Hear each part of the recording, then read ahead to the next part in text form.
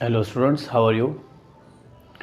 Student, आज हमारा जो है वो क्लास फर्स्ट ईयर का पहला लेक्चर है और वो हमारा जो चैप्टर नंबर 1 है वो है फ़िज़िक्स एंड मेजरमेंट्स। तो यहाँ पर मैंने टाइटल लिख लिया है फ़िज़िक्स एंड मेजरमेंट्स। इसमें सबसे पहले हमें पता है कि साइंस क्या है, क्योंकि हम जो है वो अपने जो बेसिक क्लासेस थी 7, 8, छठी में, इनमें हमने स्टडी किया था कि साइंस क्या है। देखें, वो नॉलेज जो ऑब्ज़र्वेशंस पर, इसके अलावा जो है वो एक्सपेरिमेंट्स पर बेस्ड हो, इसी चीज़ को हम जो है वो साइंस कहेंगे। अगर हम साइंस के बारे में जो है वो अगर हम उनकी ब्रांचेस को देखते हैं तो साइंस की जो है वो 2 ब्रांचेस हैं। एक होती है फ़िज़िकल साइंसेस और दूसरी जो है वो होती हैं बायोलॉजिकल साइंसेस। हम इसको जो है वो ब्रांच कहें या हम इसको पार्ट्स कहें कि एक पार्ट जो है वो फ़िज़िकल साइंसेस का होता है, दूसरा जो है वो बायोलॉजिकल साइंस का होता है। यहाँ पर हम लिख लेते हैं। सबसे पहले जो है वो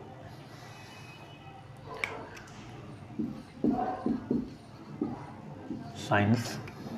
तो साइंस जो है हमारे पास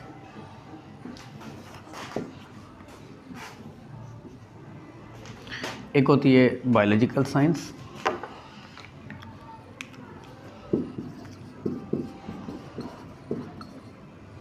बायोलॉजिकल साइंसेस, और दूसरी होती है फिज़िकल साइंसेस।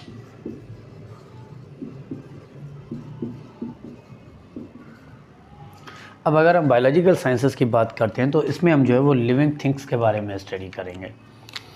लिविंग थिंग्स,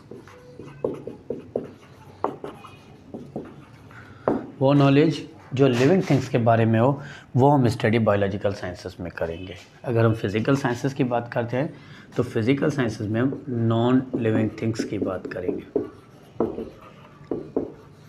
ठीक है, साइंस के हमने यहाँ पर 2 पार्ट्स बना लिए। एक पार्ट है बायोलॉजिकल साइंसेस और दूसरा है फिज़िकल साइंसेस। अब जो है वो यहाँ पर अगर हम बायोलॉजिकल साइंसेस की ब्रांचेस की बात करते हैं तो इसमें जो है वो आ जाती हैं, इसी में आ जाएंगी बॉटनी, ज़ूलॉजी, माइक्रोबायोलॉजी। इसके अलावा अगर हम स्टूडेंट्स फिज़िकल साइंसेस की बात करते हैं तो इसमें जो है वो आ जाती हैं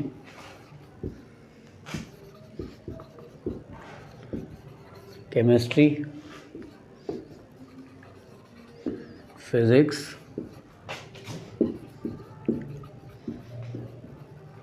एस्ट्रोनॉमी, जियोलॉजी, मेट्रोलॉजी, मैथमेटिक्स वगैरह, ये सारी जो है वो फिज़िकल साइंसेस में आ जाती हैं। स्टूडेंट, अब यहाँ पर ये जो दूसरी मैंने ब्रांचेस लिखी हैं तो आप इनको जो है वो अपने क्लास फर्स्ट और इंटर में कहीं कहीं पर स्टडी करेंगे। बॉटनी हो गया, ज़ूलॉजी हो गया, माइक्रोबायोलॉजी हो गया, केमिस्ट्री हो गया, एस्ट्रोनॉमी हो गया, जियोलॉजी हो गया। अब हमारा जो सब्जेक्ट है वो है फ़िज़िक्स, तो हम फ़िज़िक्स को ही देखेंगे कि फ़िज़िक्स क्या है। ठीक है, तो फ़िज़िक्स को हम जो है वो थोड़ा सा देखेंगे फ़िज़िक्स क्या है, फ़िज़िक्स का स्कोप क्या है, फ़िज़िक्स की ब्रांचेस कौन कौन सी हैं, इसके बारे में हम जो है वो स्टडी करेंगे। सबसे पहले आप इनको थोड़ा सा जो है वो लिख लें, उसके बाद फिर हम आगे बढ़ेंगे।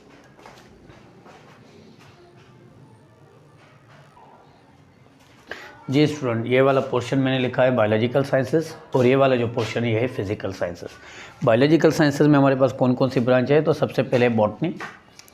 बॉटनी साइंस की या बायोलॉजिकल साइंस की वो ब्रांच है जिसमें हम प्लांट्स के बारे में स्टडी करेंगे। जो दरख्त वगैरह होते हैं, जो पौधे वगैरह होते हैं, इन सब के बारे में जो भी नॉलेज होगी वो हम बॉटनी में जो है वो स्टडी करेंगे।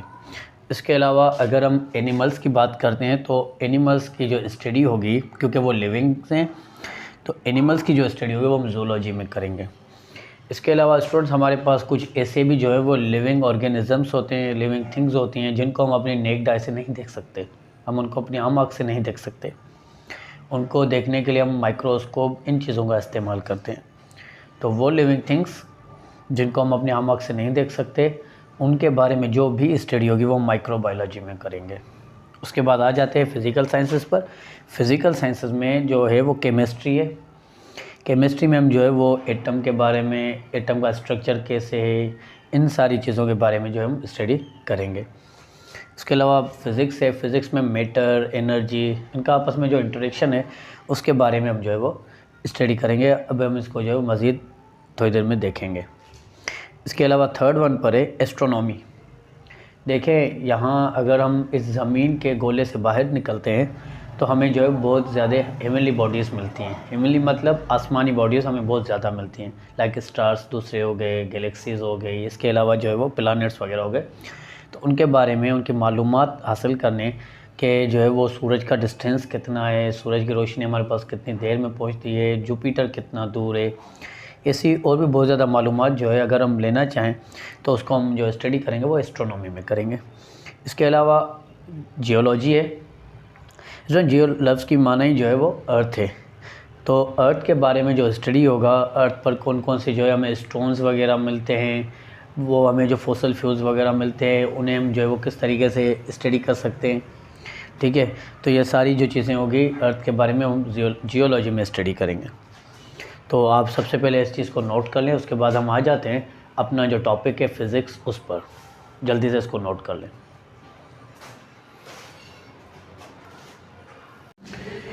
जी स्टूडेंट्स, अब हम आ जाते हैं फ़िज़िक्स पर कि फ़िज़िक्स क्या है। देखिए स्टूडेंट, हमारे सराउंडिंग में बहुत ज़्यादा जो है वो नेचुरली चीज़ें हमें मिलती हैं। जिस तरीके से अगर हम बात करते हैं कि जब बारिश का जो प्रोसेस है वो कैसे हो रहा होता है, तो आपने देखा होगा कि जो सूरज से रेडिएशंस आ रहे होते हैं वो समंदर के ऊपर जो है वो आकर पानी को गर्म करते हैं। उसके बाद पानी जो है वो बॉयल होना स्टार्ट हो जाता है, फिर वेपर्स की फॉर्म में जाकर ऊपर चला जाता है और वहाँ पर जो है वो क्लाउड्स की शक्ल अख्तियार कर लेता है। अब ये नेचुरली प्रोसेस है, ये कोई बंदा नहीं है जो खुद कर रहा है। ठीक है, ये नेचुरली हो रहा है। तो ये किस तरीके से होता है, इस पर प्रिंसिपल वगैरह कौन से लगेंगे, ये हम सारे जो है वो फ़िज़िक्स में स्टडी करेंगे। इसके अलावा अगर हम जो है वो बारिश के बाद रेनबो देखते हैं आसमान पर, जो हमें 7 कलर्स दिखने में आते हैं, तो ये किससे बनता है, इसके पीछे भी फ़िज़िक्स है। कोई जो है वो आपने देखा होगा कि ये जो है वो नेचुरली हो जाता है। इसके अलावा अगर हम लाइटनिंग की बात करते हैं, जो कि बारिश के दौरान आसमान पर हमें जो बिजली कड़कती हुई नज़र आती है, ये नेचुरली है। इसके अलावा अगर हम कुछ और चीज़ों की बात करते हैं, जैसे चाय का कप आपने जो है वो कहीं पर गर्म रख दिया है, तो आपने देखा होगा कि जो उसमें से हीट है वो उस हॉटर बॉडी से जो है वो कोल्ड बॉडी की तरफ फ़्लो कर रही है। ये नेचुरली हो रही है, ये जो है वो खुद ब खुद हो रही है। ये कोई बंदा ऐसे नहीं कर रहा कि जो हीट है उसको कप से निकाल कर बाहर फेंक रहा है, ये नेचुरली हो रही है।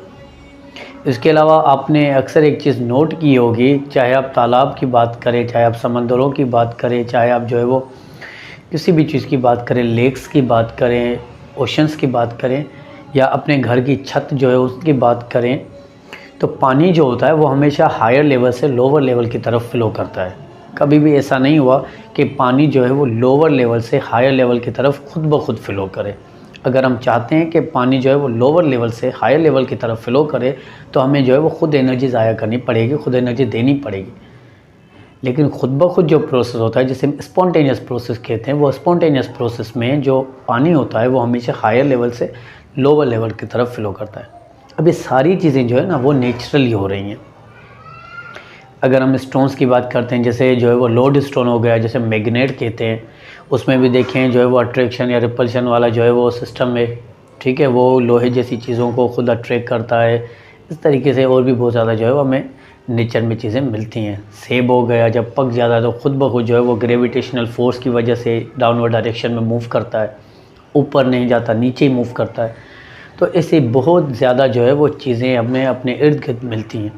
अब इन सारी चीज़ों के बारे में हम जो भी नॉलेज हासिल करना चाहते हैं, जो भी इन चीज़ों को समझना चाहते हैं, जो भी हम इन चीज़ों को अंडरस्टैंड करना चाहते हैं, तो वो हम फिज़िक्स में ही करेंगे। ठीक है, अब ये जो भी मैंने आपको चीज़ें बताई ये सारी नॉन लिविंग्स थी, ये कोई भी जानदार नहीं थी, सारी बेजान चीज़ें। इसीलिए फ़िज़िक्स को हम जो है वो फ़िज़िकल साइंस में स्टडी करते हैं। अब हम सबसे पहले जो है वो फ़िज़िक्स की पहली डेफिनेशन लिख लेते हैं, बेसिक, उसके बाद जो है हम आगे स्टडी करेंगे।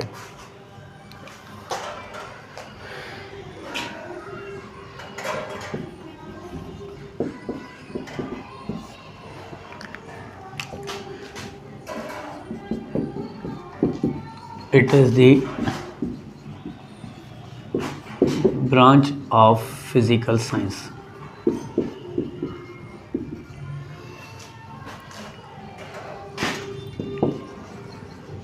in which we study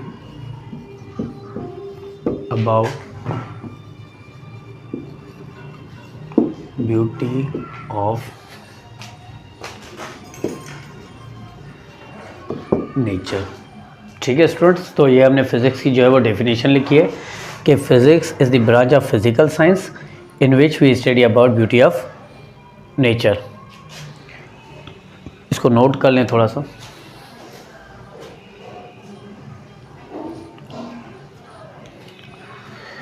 ji students, तो हम ये सारी जो भी मैंने आपको चीज़ें बताई हैं सारी कुदरत की खूबसूरती ही है। ठीक है, इनके बारे में हम जो भी स्टडी करेंगे वो फिज़िक्स में ही करेंगे। अब फिज़िक्स की एक और हम डेफिनेशन जो है वो पढ़ रहे होते हैं, बहुत ज़्यादा हमने जो है वो बचपन से सुनी भी है, पढ़ते भी हैं, study about matter, energy and the interaction between them. ठीक है, मतलब मैटर के बारे में हम जो भी स्टडी करते हैं वो सारी हम फिज़िक्स में ही करेंगे। एनर्जी के बारे में हम जो स्टडी करेंगे वो सारी फिज़िक्स में करेंगे, और उनका आपस में जो इंटरेक्शन होता है वो कैसे होता है उनके बारे में भी हम स्टडी फिज़िक्स में करते हैं। अब सबसे पहले हम मैटर पर आ जाते हैं कि मैटर क्या है। देखिए स्टूडेंट्स, मैटर की अगर हम बात कर लेते हैं तो मैटर की अगर हम सिंपली बात करते हैं कि मैटर वो चीज़ है जिस चीज़ का मास भी हो और वो चीज़ जो है वो स्पेस भी ऑक्यूपाई करे। ठीक है, मतलब कहने का कि उस चीज़ का कुछ ना कुछ वॉल्यूम भी हो, इसी चीज़ को हम मैटर कहेंगे। मैटर के हम जो है वो स्टेट्स को जानते हैं कि मैटर की जो स्टेट्स हैं वो सॉलिड है, इसके अलावा जो है वो लिक्विड है, इसके अलावा जो है वो गैसेस हैं, गैस है, और भी जो है वो बहुत ज़्यादा इसकी स्टेट्स है। सिर्फ ये 3-4 ही नहीं बल्कि बहुत ही स्टेट्स हैं, लेकिन हमारा जो स्टैंडर्ड है तो उसके हिसाब से हम जो है वो उसकी ये 3 से 4 जो है वो स्टेट्स को स्टडी करते हैं। अब सॉलिड की अगर हम बात करते हैं तो सॉलिड जो बॉडीज़ होती हैं वो बहुत ठोस किस्म की बॉडीज़ होती हैं। ठीक है, जैसे अगर मैं इस डस्टर की बात करता हूँ तो ये डस्टर जो है वो सॉलिड बॉडी है, ये ठोस किस्म की चीज़ है। अब इनकी इसके अलावा अगर हम लिक्विड की बात करते हैं तो लिक्विड जो है वो पानी वाली चीज़ें होती हैं, जैसे पानी हो गया, दूध हो गया, ब्लड हो गया, इसी सारी जो चीज़ें होती हैं ये लिक्विड में जो है उनको हम शुमार करते हैं। इसके अलावा गैसेस होती है, गैस हमारे इर्द गिर्द बहुत मिलती है, बल्कि अभी हवा में भी मौजूद है। ठीक है, बहुत ज़्यादा जो है वो गैसेस हवा में भी मौजूद होती हैं। इसके अलावा ऑक्सीजन हो गया, हाइड्रोजन हो गई, हीलियम हो गई, नियोन हो गई, तो ये सारी जो है वो गैस होती हैं। ये सब मैटर की स्टेट्स ही हैं। फ़र्क सिर्फ इसमें जो है वो इनमें इतना होता है कि इनके जो पार्टिकल्स होते हैं, एटम्स या मॉलिक्यूल्स, किसी में एक दूसरे के करीब होते हैं और किसी में एक दूसरे से दूर होते हैं। अगर हम सॉलिड की बात करते हैं तो सॉलिड में जो मॉलिक्यूल्स होते हैं वो एक दूसरे के सारे करीब करीब होते हैं। इनमें इंटर मॉलिक्यूलर फोर्स ज़्यादा होती है, एक दूसरे को बहुत ज़्यादा फोर्स लगा रहे होते हैं। अगर हम लिक्विड की बात करते हैं तो लिक्विड के जो पार्टिकल्स होते हैं वो सॉलिड के कंपैरिजन में एक दूसरे से दूर दूर होते हैं। एट द लास्ट जब हम गैसेस की बात करते हैं तो गैस के जो पार्टिकल्स वो एक दूसरे से बहुत ही ज़्यादा डिस्टेंस पर होती है। फिर हम इनके बारे में जो भी स्टडी करते हैं कि कोई भी सब्सटेंस है उसकी बॉइलिंग पॉइंट क्या है, उसकी मेल्टिंग पॉइंट क्या है, उसकी डेंसिटी क्या है, उसकी ये और भी बहुत ज़्यादा प्रॉपर्टीज़ हैं, वो सारी की सारी हम फिज़िक्स में स्टडी करेंगे। ठीक है, इसके अलावा अगर हम जो है वो एनर्जी की बात करते हैं तो एनर्जी के वैसे तो बहुत ही जो है वो टाइप्स होते हैं, लेकिन अगर हम मैकेनिकल एनर्जी की बात करते हैं तो मैकेनिकल एनर्जी के 2 टाइप्स होते हैं। एक होती है काइनेटिक एनर्जी और दूसरी होती है पोटेंशियल एनर्जी। ठीक है स्टूडेंट्स, तो फिज़िक्स में मैटर के बारे में स्टडी करते हैं, एनर्जी के बारे में स्टडी करते हैं। सबसे पहले हम देखते हैं कि एनर्जी क्या है। एनर्जी बेसिकली जो है वो एबिलिटी टू डू वर्क है, काम करने की जो सलाहियत होती है उसे हम एनर्जी कहते हैं। एक व्हीकल है, कार है, उस कार में फ्यूल नहीं है, क्या वो चल सकेगी, वो वर्क कर सकेगी?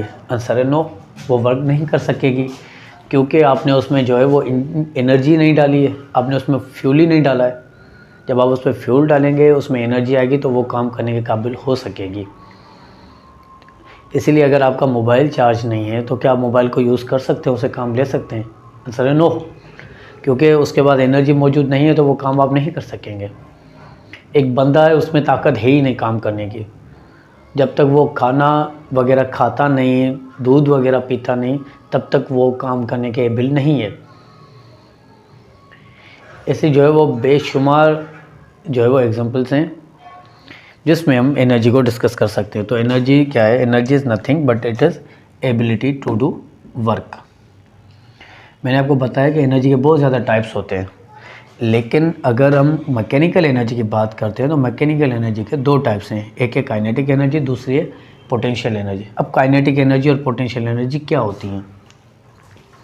देखिए, काइनेटिक एनर्जी वो एनर्जी होती है जो किसी भी बॉडी में मोशन की वजह से आए। ठीक है, सपोज़ कर लेते हैं कि सामने जो है वो एक खिड़की है, शीशे की खिड़की है। मेरे हाथ में जो है वो एक, आप ऐसे कहें कि मार्बल था या कोई पत्थर था, उस पत्थर को मैंने जाकर शीशे पर सिर्फ़ और सिर्फ रख दिया, ऐसे करके, बिल्कुल ऐसे करके मैंने शीशे पर रख दिया। मुझे आप ये बताएं कि क्या ये शीशा टूट जाएगा? आंसर है नो, ये नहीं टूटेगा। लेकिन अगर आप दूर से खड़े होकर इस पत्थर को जो है वो ऐसे करके फेंकेंगे, जैसे ही फेंकेंगे तो वो शीशा जो है वो टूट जाएगा। अब पत्थर में ऐसा क्या हुआ कि जो है वो मोशन करने के बाद इसमें एक चीज़ आ गई कि वो काबिल बन गया कि वो शीशे को तोड़ सकता है। तो आंसर है, पत्थर को मोशन के बाद जो है पत्थर में एक एनर्जी आ गई जिसे हम कहेंगे काइनेटिक एनर्जी। उस काइनेटिक एनर्जी की वजह से ही पत्थर इस काबिल बना कि वो उस शीशे को तोड़ सके। एक बंदा है, उस बंदे के सीने पर आप जाकर ऐसे बुलेट जो है, गोली, उसको ऐसे करके रख देते हैं, क्या बंदा मर जाएगा? आंसर है नो, ऐसे नहीं मरेगा। लेकिन जैसे ही आप उस बुलेट को पिस्टल में डालेंगे, डालने के बाद जब आप उसे फायर करते हैं तो गोली जो है वो कुछ ना कोई रफ्तार पकड़ लेती है। जब रफ्तार पकड़ेगी तो हमने पढ़ा हुआ है kinetic energy is equal to half M V square. गोली का मास भी था, इसके पास वेलोसिटी आ गई, तो हम कहेंगे इसके पास काइनेटिक एनर्जी आ गई है।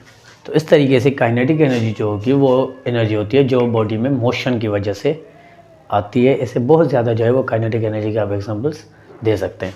दूसरी की हम बात करते हैं पोटेंशियल एनर्जी। अब पोटेंशियल एनर्जी वो एनर्जी होती है जो किसी भी बॉडी में डिस्टेंस या हाइट की वजह से आती है। हम सपोज़ कर लेते हैं कि यहाँ पर जो है वो आपने यहाँ पर ज़मीन के सरफेस पर बाल पड़ा होता, आपने इसको जो है वो यहीं पर रख दिया है। अब क्या ये बाल यहाँ पर घुसकर जो है वो उसमें चला जाएगा? आंसर है नो, ये नहीं जाएगा। लेकिन जैसे जब आप इस बाल को पकड़कर यहाँ तक लेके आते हैं, हाइट तक लेके आते हैं, जब आप इसको हाइट तक यहाँ तक लेके आते हैं और यहाँ से इसको जब आप छोड़ेंगे तो ये बाल जो है वो डाउनवर्ड डायरेक्शन में मूव कर जाता है। अब यहाँ तक पहुँचने के बाद इसमें एक एनर्जी स्टोर हो गई, उस एनर्जी को आप कहेंगे पोटेंशियल एनर्जी। इसी एनर्जी की वजह से एक काबिल बना कि जो है वो नीचे जा सकता है। तो वो एनर्जी जो पोजीशन की वजह से है, किसकी वजह से? पोजीशन की वजह से है, और वो एनर्जी जो मोशन की वजह से है। इस तरीके से हम जो है वो मैटर के बारे में जो स्टडी हो, एनर्जी के बारे में जो स्टडी हो, हम जो है वो फिज़िक्स में ही करेंगे।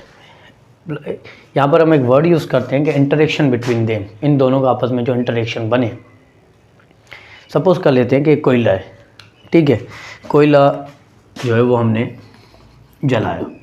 जब आप कोल को जलाते हैं, कोयले को जलाते हैं, तो कोयले को जलाने के बाद आपको एक एनर्जी मिलती है जिसे हम कहते हैं हीट एनर्जी। अब ये एनर्जी आपको फ्री में नहीं मिली है, कोयले ने कुर्बानी दी है, ठीक है। कोयला था, इसका मास था, तो ये सारा का सारा मास किस में कन्वर्ट हो गया? एनर्जी में कन्वर्ट हो गया। जब आप सेब खा रहे होते हैं, सेब का मास होता है, जब आप उसे खा लेते हैं आपको एनर्जी मिलती है, तो मास किस में कन्वर्ट हो गया? एनर्जी में कन्वर्ट हो गया। ऐसे जो है वो और भी बहुत ज़्यादा जो है वो एग्जांपल्स हैं जिसमें आप मास को एनर्जी में कन्वर्ट कर सकते हैं या एनर्जी को मास में कन्वर्ट कर सकते हैं। और ये हमें जो है वो 1906 में, यहाँ पर मैं लिख लेता हूँ कि 1905 में अल्बर्ट आइंस्टाइन ने एक थ्योरी दी थी, स्पेशल थ्योरी ऑफ रिलेटिविटी, उसमें इन्होंने हमें ये बताया था कि E is equal to mc²। Energy को आप मास में और मास को आप एनर्जी में कन्वर्ट कर सकते हैं। ठीक है स्टूडेंट, आप इसको थोड़ा सा नोट कर लें, फिर हम इसकी जो है वो डेफिनेशन लिखते हैं, फिर हम आ जाते हैं कि जो ब्रांचेज़ हैं फिज़िक्स की वो कौन कौन सी है, उसको हम थोड़ा सा स्टडी करेंगे।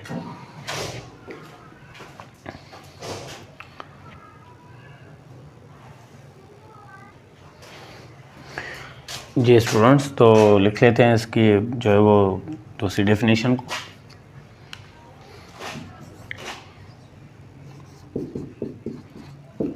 It is the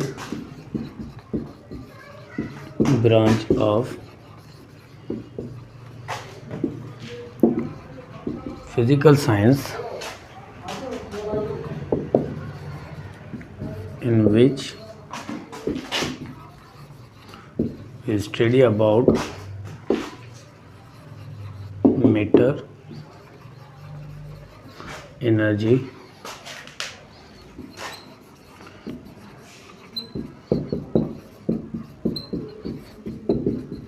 and their interaction। ठीक है, तो ये जो है वो इसकी दूसरी डेफिनेशन है। अब लेक्चर आई थिंक बहुत बड़ा हो गया है, तो फिज़िक्स की जो ब्रांचेज़ हैं जो कि चैप्टर जी अपना क्लास फर्स्ट ईयर के लिए, उसको हम दूसरे लेक्चर में जो है वो डिस्कस कर लेते हैं, क्योंकि लेक्चर जो है काफ़ी बड़ा हो गया है। ठीक है स्टूडेंट, तो दूसरा लेक्चर जो होगा वो ब्रांचेज़ ऑफ फिज़िक्स का होगा, उन्हीं को हम वहाँ पर स्टडी करेंगे।